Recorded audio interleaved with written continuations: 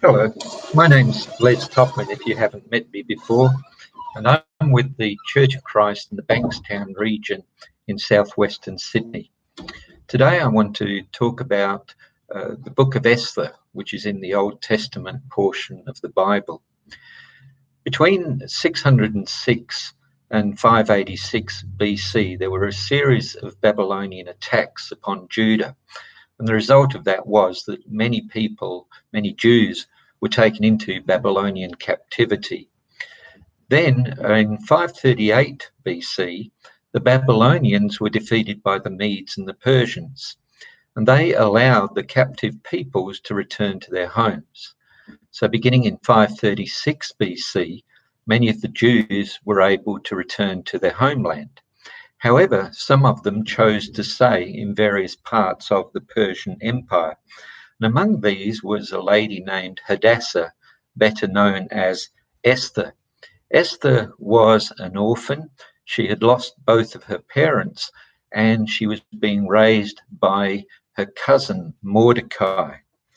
If you go to the beginning of the book of Esther, you find that the Persian king at that time is named as Ahasuerus.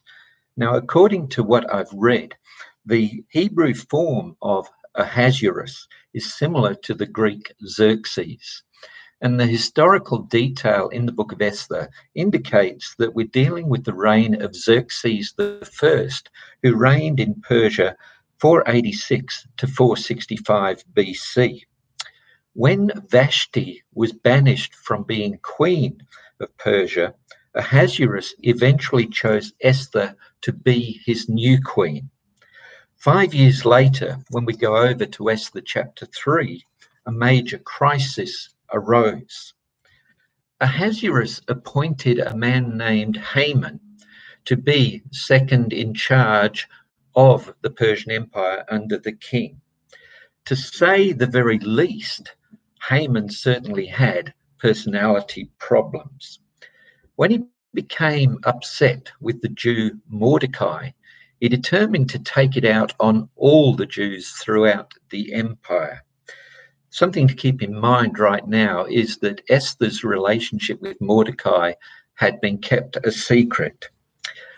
Haman had a law enacted that said that at the end of the 12-month period, then the Jews would be attacked and eradicated.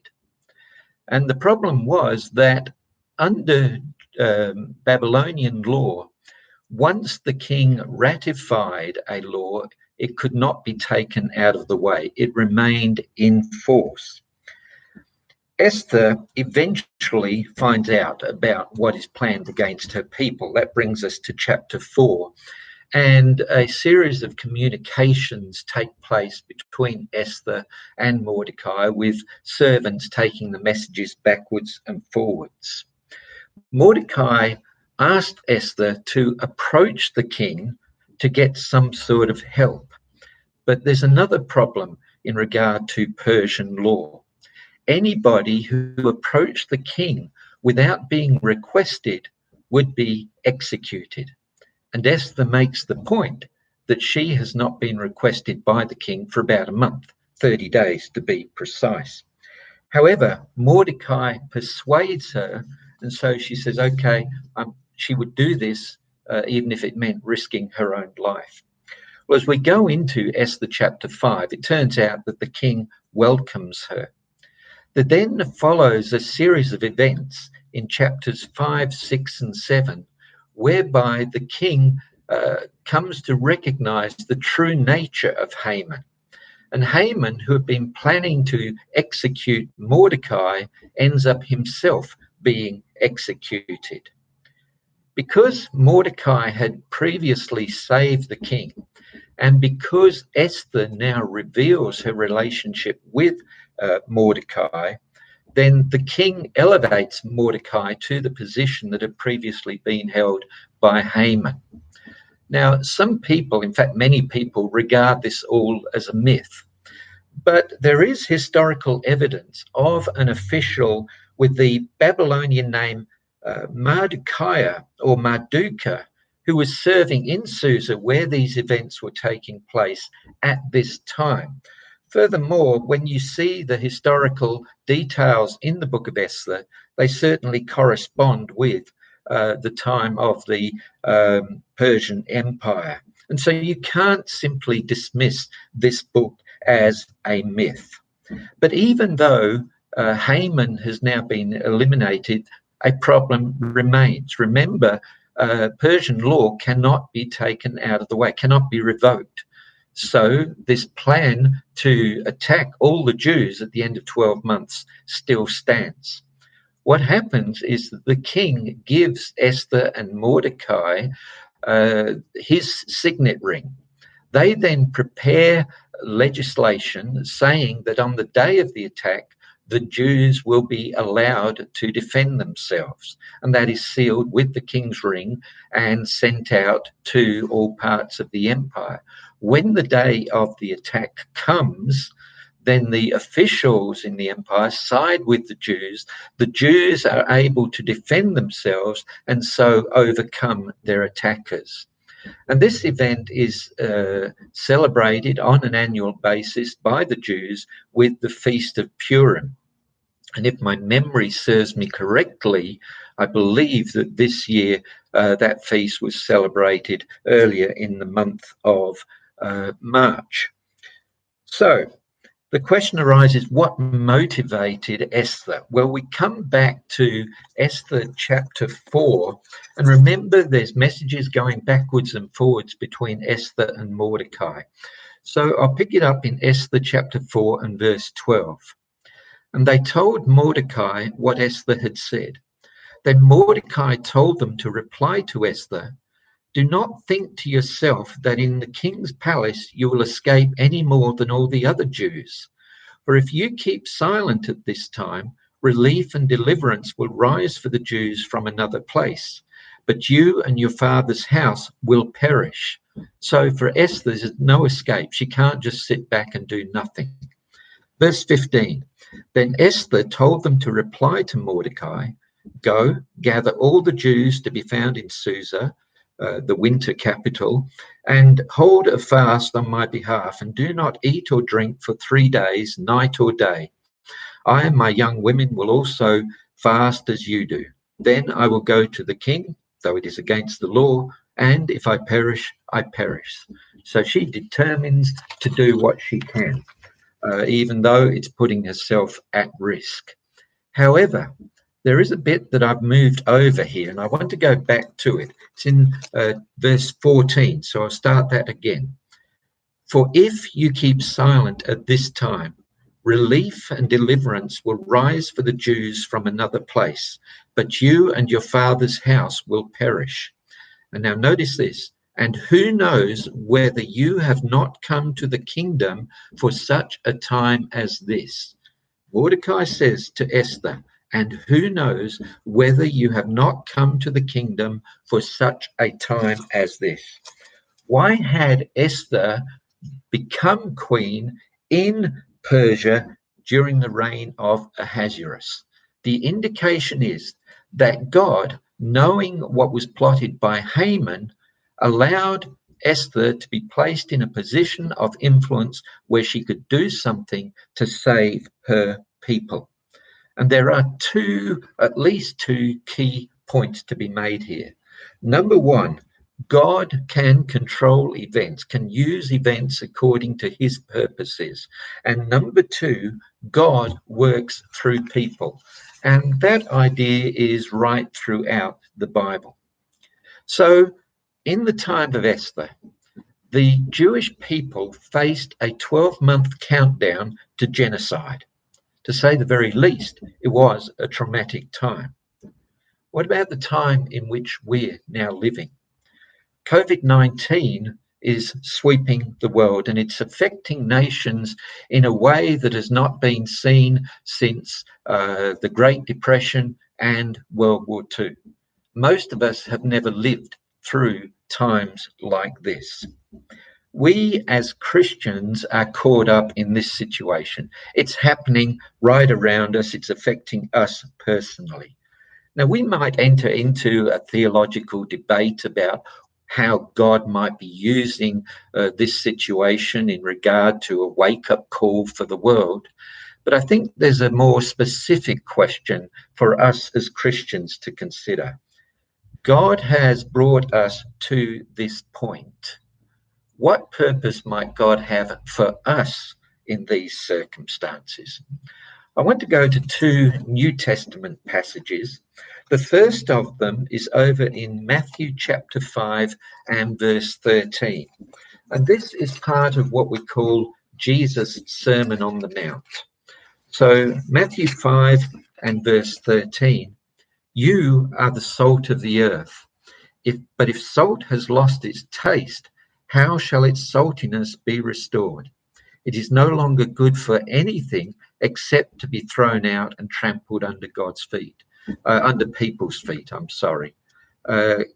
We, as God's people, are the salt of the earth. Salt is an improver. We should make things better in the world around us. Then Jesus goes on in verse 14, you are the light of the world. A city set on a hill cannot be hidden, nor do people light a lamp and put it under a basket, but on a stand, and it gives light to all in the house. In the same way, let your light shine before others so that they may see your good works and give glory to your Father who is in heaven. So we're to light up the world around us. And we do that, it says here, through our actions, through the good things that we do. The other passage to consider along with this is over in Acts, the 10th chapter, and beginning in verse 37. We've moved on a few years. Now Peter is talking to Cornelius and those gathered with him. And Peter says this in verse 37 of Acts 10. You yourselves know what happened throughout all Judea, beginning from Galilee after the baptism that John proclaimed, how God anointed Jesus of Nazareth with the Holy Spirit and with power. He went about doing good and healing all who were oppressed by the devil, for God was with him. Notice of Jesus, he went about doing good. So in Matthew, the 5th chapter, Jesus says, do good. In Acts 10, we're told that Jesus set the example. He himself went about doing good. So think about it. Society is increasingly in lockdown. Thousands, even tens of thousands of people are losing their jobs. People are finding it difficult to buy groceries, and that particularly applies to the sick, to the elderly, to those who might have physical restrictions. And it's not just to that group. I was talking to a lady a few days ago. She works 7 days a week. She doesn't get regular lunch hours. By the time she gets to the supermarkets, oftentimes shelves are empty. And two, talking to people, some are scared. They're scared for themselves and they're scared for family, particularly if they've got elderly relatives or relatives who might have health problems. Around the world, as we know, thousands of people have died. It hasn't reached that degree here in Australia, but nevertheless, people are dying. And so there is an awareness that particularly if you're older, particularly if you're already unwell, then this could be a reality. So what do we do as Christians? We could just sit back and do nothing, or we can do as Esther did, and as Jesus did, and as Jesus said, and do what we can to help. It may well be that God has put us in this situation as people to do something positive. So what are some of the things that we can do? Well, friends, neighbours, relatives may lose their jobs. Now, sure, the government is providing relief, but in the meantime, it may well be that we can step in and help in one way or another. People are isolated. We have, however, telephones, we have ways of texting, ways of emailing, we've got Facebook and every other form of social media. And we can contact people by those means. Personally, I'd recommend using a phone so that people can hear a voice at the other end.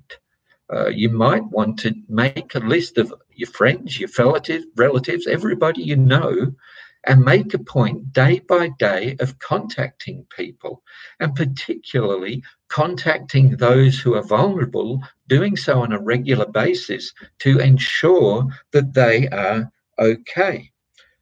You might want to offer to get groceries for people who can't get there themselves.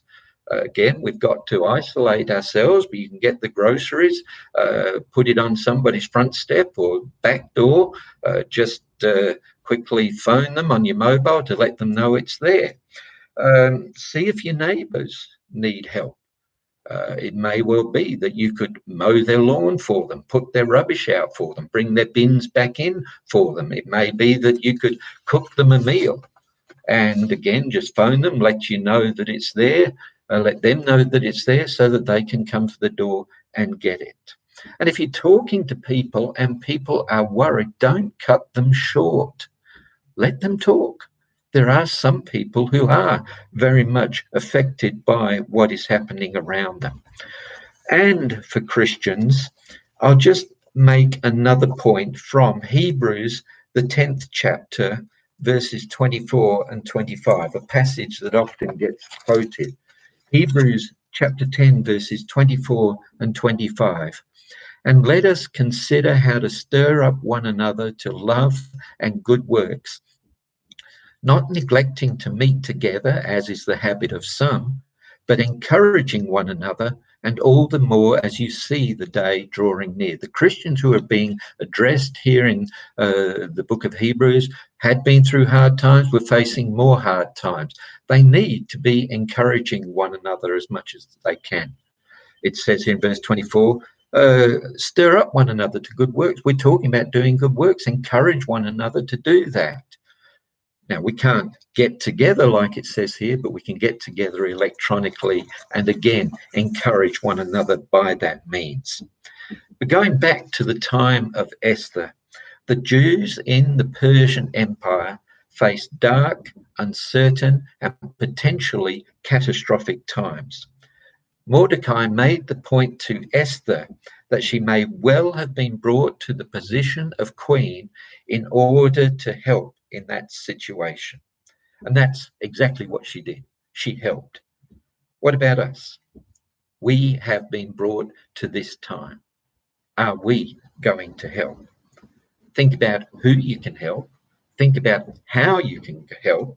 And then do what you can to help. Let's just have a quick prayer. Father, we don't understand your ways, your actions at times. We don't know always why things happen, but things are happening, and we are here, and we, along with everybody else, face this. Help us to do your will, to be lights, to be salt, to make things better by helping people as much as we can. For all those who are helping, for all the politicians, the medical workers, and everybody else who are formulating plans, we thank you for all that help. But at the same time, help us to help as well. And we ask through Christ. Amen. So thank you for taking the time to view this. It's not my favourite method of communication, and hopefully the time will not be too distant when we can get together again. But in the meantime, tune in again next week, and we'll continue to communicate with one another as we can. Thanks again for listening.